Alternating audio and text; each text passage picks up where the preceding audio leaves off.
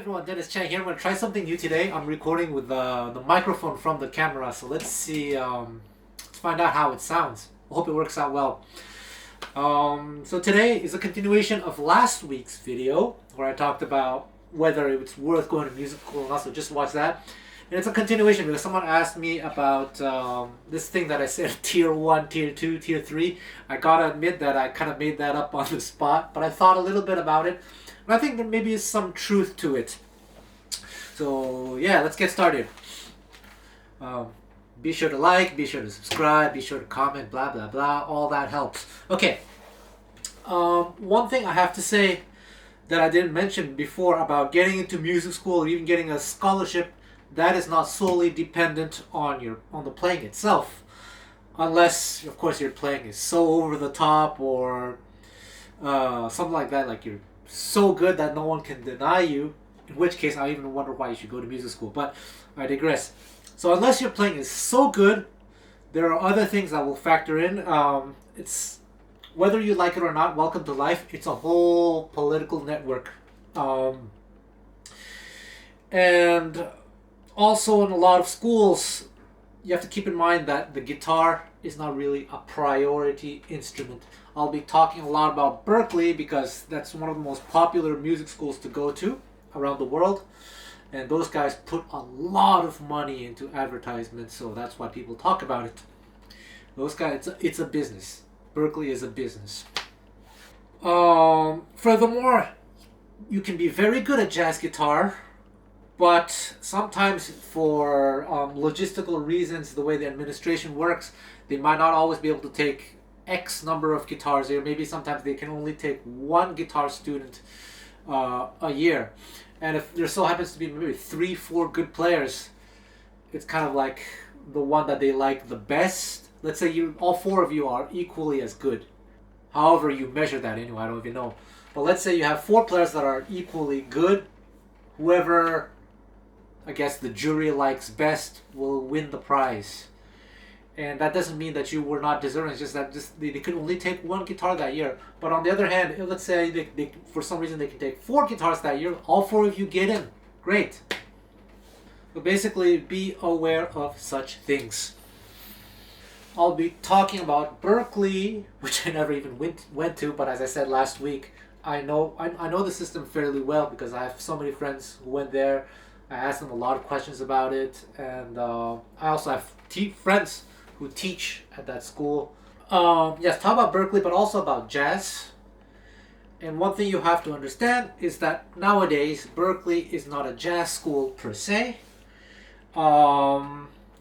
I talked about my friend Quinn Bashan last week, and actually he is not a jazz guitar player himself. He's mainly, I guess, well, professionally he plays traditional music, Celtic music and things like that. But he plays gypsy jazz as well as a side thing. And obviously he has knowledge of how jazz music works without being a jazz musician per se. So what I want to get at is that it's not about being a jazz player per se, at least at Berklee, but it's about showing, being able to show them that you have certain musical competencies. And remember, my friend Quinn, who is on DC Music School, check him out, violin, guitar, and many other instruments. He's insane. This is proof that you can still get a full scholarship, which Quinn did, without being a jazz player. So the thing with a guy like Quinn, he doesn't know like tons of jazz songs. He doesn't know the core, 40, 50 songs that every single like bebop player knows by heart. In fact, in jazz, his repertoire is relatively limited, but you can teach him any of those chord tunes and he'll get in like 5 seconds.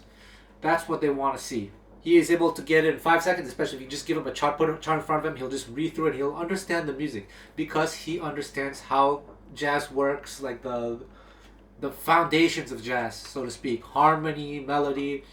He has his own playing style that's neither gypsy jazz, neither bebop, but just his own thing, and he does it very, very well. We're talking about like relatively simple standards, like Beautiful Love, Out of Nowhere, Alone Together, I'll remember April. We're not talking about like more complex songs like Stable Mates, Moments Notice, or things like that. Songs like that, require a little bit more practice. But I'm sure a guy like Quinn, if you just give him just a little bit of time, he'll figure it out very quickly. So at a place like Berkeley, that's what you want to be able to show them, especially if you're going for a nice scholarship. I also have had heavy metal shredder friends get scholarships.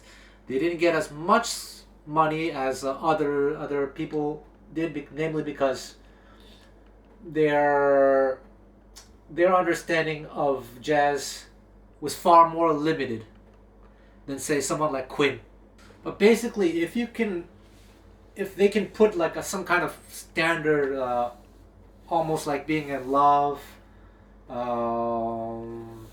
Green Dolphin Street, whatever, a chart for review, and you can read it and you can kind of make something decent out of it, then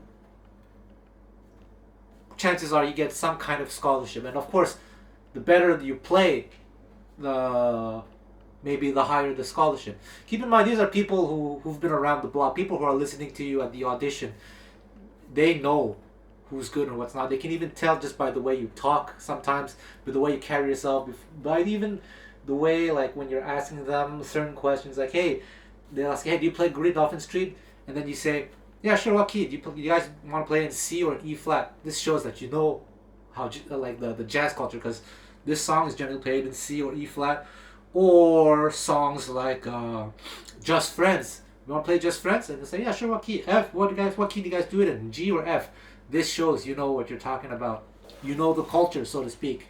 But outside of Berkeley, let's say you're going to a jazz school. You want to go to a school that's kind of strict. I think the schools in Amsterdam, in The Hague, in the Netherlands. I think New School, what is it called? Manhattan School of Music or East Melbourne. I forgot. I don't know these names, but some of these schools that require a little bit more skill.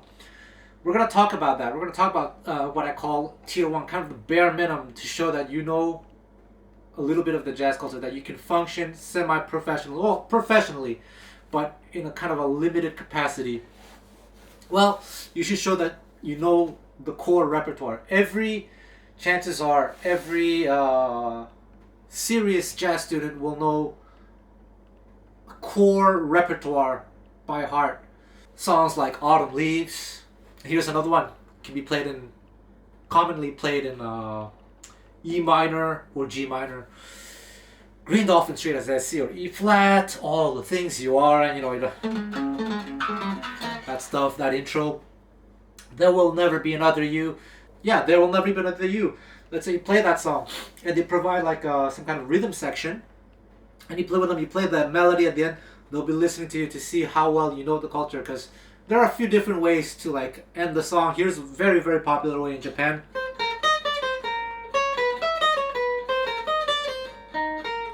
Then slow down. Maybe turn this to one full measure instead of half a measure. Things like that. They'll be able to pick things up like that. It's like, oh, this person definitely knows the jazz culture. This person has been to jam sessions, knows how it works. What I say? It Could Happen to You, Days of Wine and Roses, Body and Soul, Misty, Blue Bossa. Listen, what I'll do, I'll put like a little on the screen the songs that I think every serious jazz student probably knows by heart at any given moment, especially when they're practicing to get into music school. I'll write about 15 of them.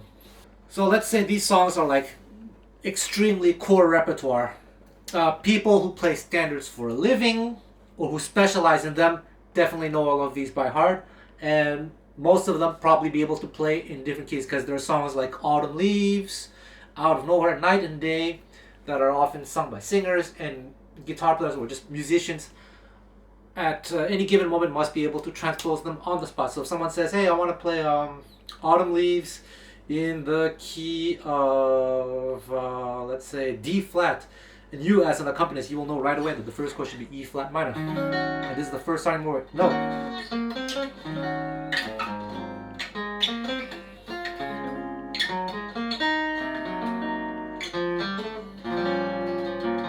Right? it's a start to get into like tier 2 level, but songs like Autumn Leaves are so easy that maybe you should be able to play in any key. Okay. And then you have what I maybe consider like the extra songs that every serious jazz player or people specialize in standards have played a number of times, but maybe they need a little review here or there. Maybe check out the sheet music real quick or listen real quick.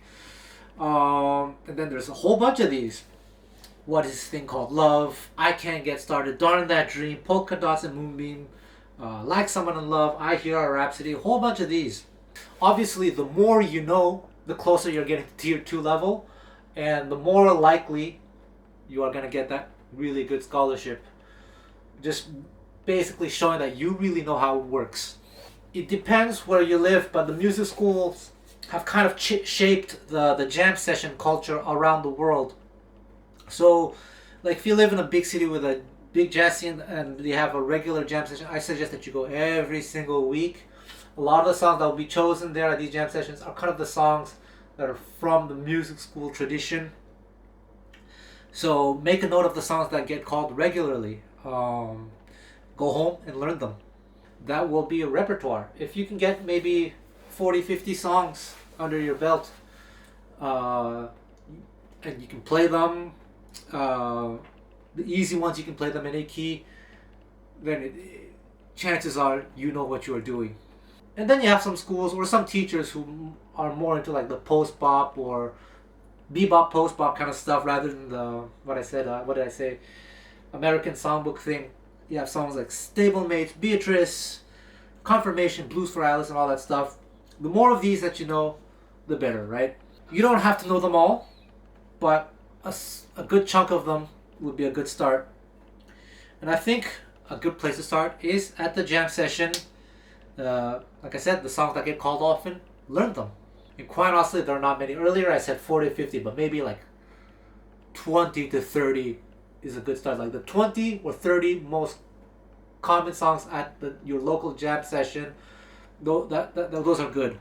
I've been to many jam sessions around the world, in Europe, in Asia, Canada, America, and yeah, there really aren't that many like super core repertoire. You should know the chords to the songs, be able to play some kind of decent comping, and you should know the melody, and certain songs even be able to improvise a chord melody. This really shows that you understand what's going on. So like they'll say, you know, Autumn Leaves, let's say in the key of earlier G minor.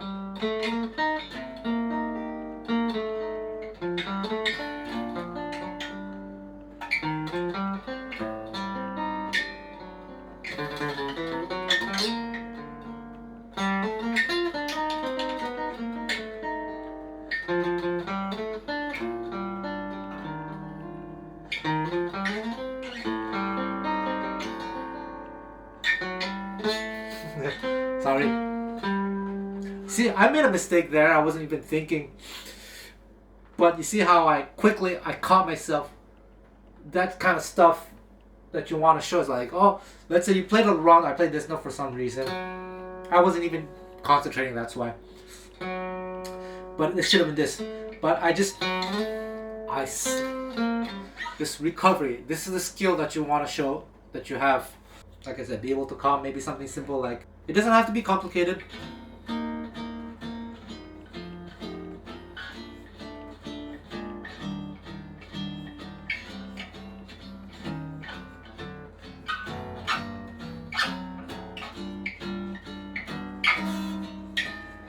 Now I'm making complicated.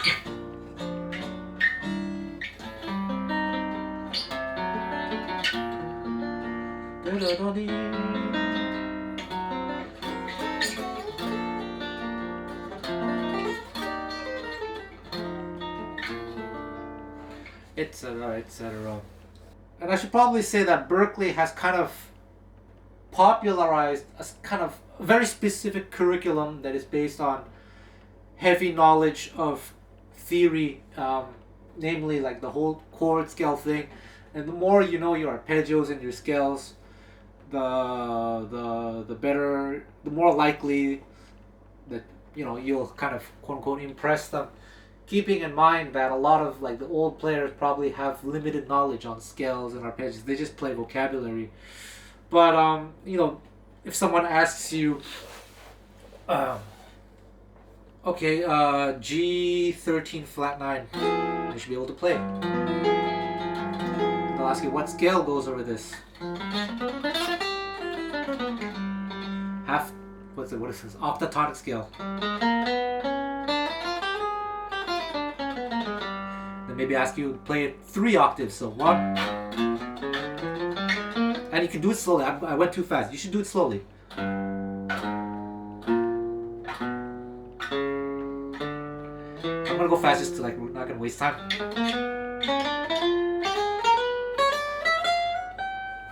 Then 3 octaves. Maybe they'll ask you play A minor pentatonic scale, 3 octaves, and just be able to figure it out really quickly on the spot. It doesn't have to be fast. It can be like this. Maybe that's fast for you guys.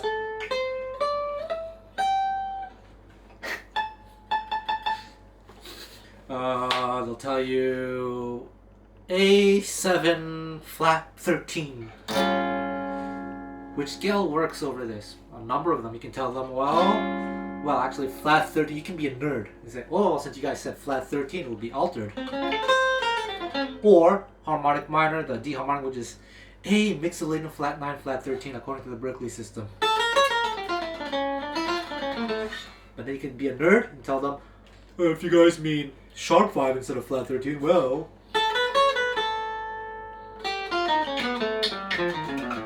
Whole tone scale, A whole tone. I might ask you to play arpeggios. Some of them have ear training component to it. So basically, well, let's do one. I'll play a chord. Let's start with something easy. You don't, unless you have perfect pitch, they're not expecting you to say, oh, that's a X chord. Just tell them the chord quality. Let me play it again for you. Got it? That was a major 7. Something simple like that. And then you might get a little bit more advanced here. Here's another one. Let's see. Did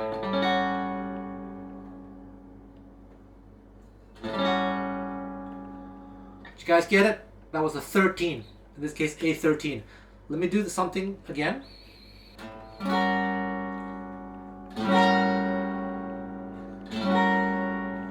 A little bit more complex. Did you guys get it? That was A13 flat 9. A 13 flat 9. So you don't have to say A, just say 13 flat 9. Stuff like that. They may also have kind of this other ear training test where they play something for you, maybe on the might not be on the guitar, could be on the keyboard or whatever instrument. And they'll start with usually something simple, like and then you have to replay that. Maybe do it in time. 1, 2, 3, 4. Your turn. Right? And then maybe make it a little bit more complicated. Then you do it. Or it can be something like this.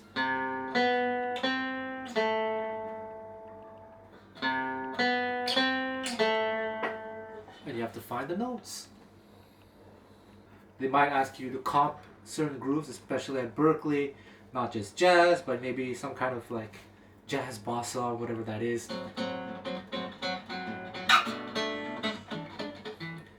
I had a friend, they made him, he's very advanced, super advanced, really good. I hope he gets a full scholarship. He just did the audition 2 weeks ago. But I think he was so good that they decided to like really push him. They asked him to comp something in 5/4. So, have something ready.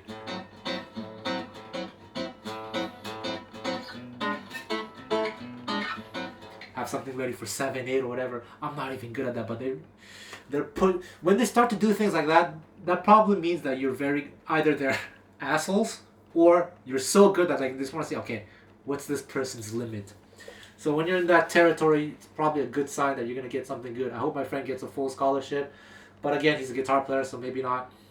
So let's kind of recap. Tier 1 is someone that shows that they kind of understand the music, whatever style it is, but so the repertoire, at least like 20 to 30 songs. It's not that many really. And you show that it's not memorized per se, but it's part of you. Memorized is like, see, earlier when I made that mistake, it's a good thing I did a mistake on audibly. I played the wrong note, but then I quickly found the right note because it's in. For me, it's not, the melody is not memorized. It's in my ear. It's in my body, and I just knew. Oh, for some reason I played this note, but it's actually this note.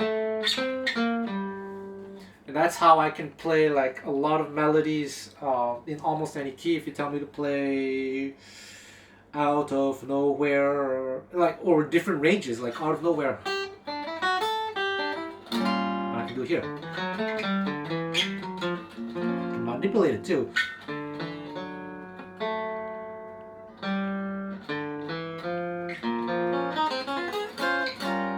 Right?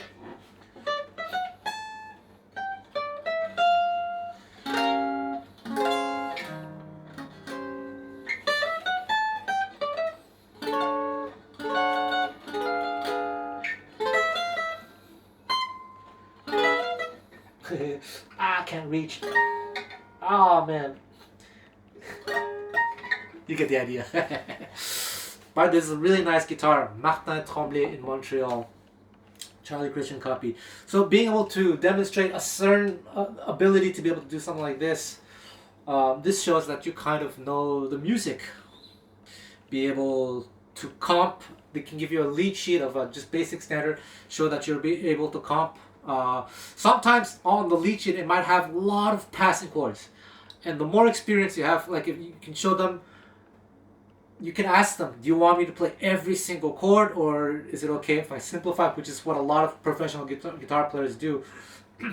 So keep in mind of stuff like that as well, knowing how to to ignore unnecessary passing chords unless they specifically want them, or extensions that might be played by the brass. And let's say a song has this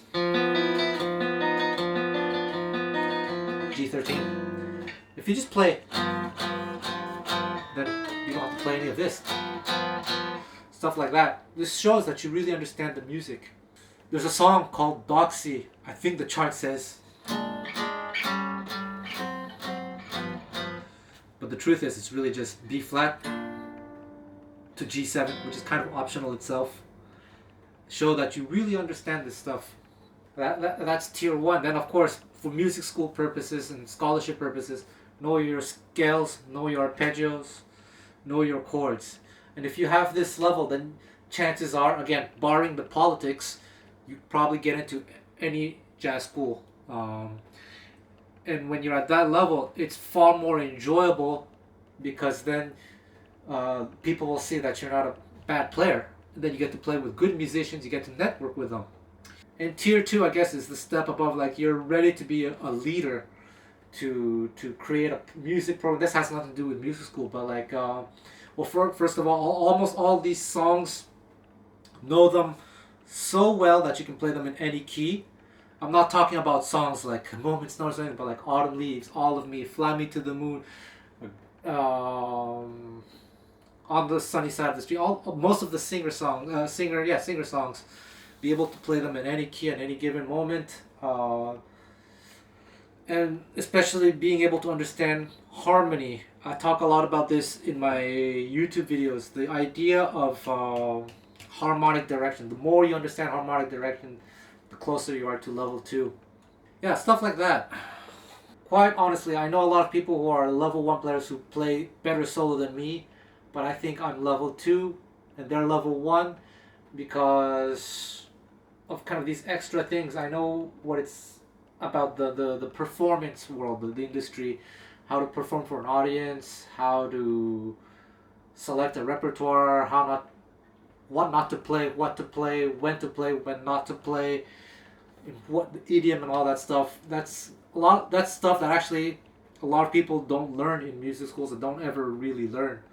So it's not necessary to be at that level for music school purposes. For a lot of these music schools, there's also a sight reading component that I'll talk about another time. But yeah, that's pretty much it. So there we go. Like I said, if you can do everything that I just said to a certain degree of proficiency, you are likely to get into your school of choice, and in the case of places like Berkeley, probably get some kind of money. Here's a little bonus thing. A level 1 player also, if you're playing with live musicians, why it's very important for you to play with other people, accidents happen. So earlier I said that people want to see that you understand the music, that you don't have just things memorized. So let's say you're playing a song that's kind of an AABA format, and for some reason the rhythm section screws up. That really sucks, but you should be able to hear, oh, they skipped an A section and they went to the B section. Like yesterday, I was on stage in Tokyo. They called, what was it? Called a song, I think, yeah, it was Just Friends. I don't know who it was, but they did the A section twice. But we just, if let's say I had prepared my solo, I'd be royally screwed because I don't know what to do. But then I heard, oh, maybe it was my fault, whose fault, I don't know. But I heard, oh, 2 A's in a row. Then I just change, I just adapt. So there we go. That is the skill that you want to go for.